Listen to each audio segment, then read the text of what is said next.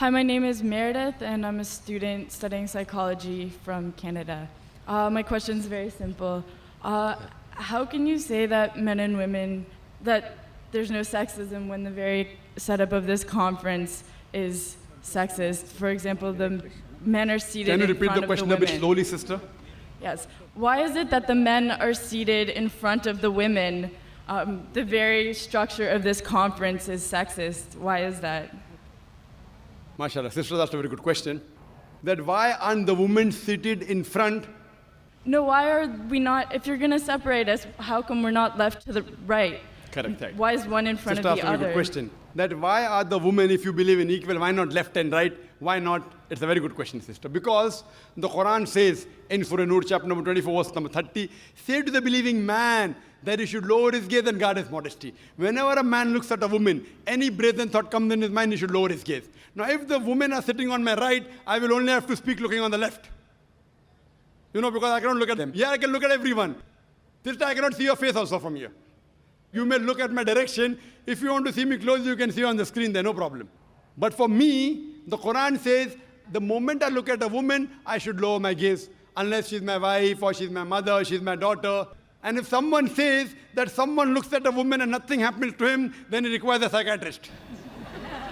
So if you were here, I would talk to you like that. So you'll tell me, what an ill-mannered man is this?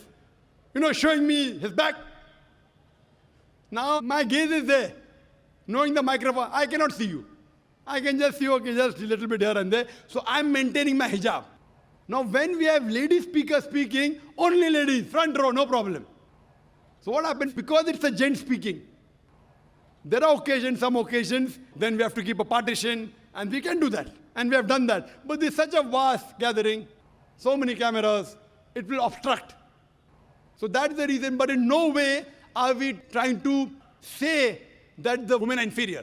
That's the reason we have got a screen close to you, mashallah, especially for sisters who are sitting a bit more behind, so you can get the view. But in front, it will be difficult for me to speak, for me to maintain my hijab, for me to look, because in public speaking, we are taught we have to look at the audience. If the audience is a woman in front of me, I remember once I'd gone to the Gulf country, and I was called for a talk, and a ladies' organization. I always say that at least the front row should be gent, But they didn't do it. So half the talk I gave looking at the ground, and balance half looking at the ceiling. Down, ceiling, up. Believe me, I was in hell. Not because I was in company of ladies. I was in hell because half my lecture I gave looking at the ground, and half my lecture looking at the ceiling. I had to maintain my hijab. Here I can talk to the person, I can look at him, I can stare at him. If he's sleeping, I stare at him, he stops sleeping, The public speaking. But with the ladies, therefore, it is for maintaining the hijab. So that's the reason, sister, it is not at all in any way trying to belittle them. And the reason we have given you one microphone instead of two, because we feel that the proportion is approximately 1/3, 2/3.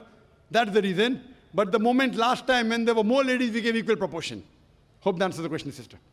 Thank you.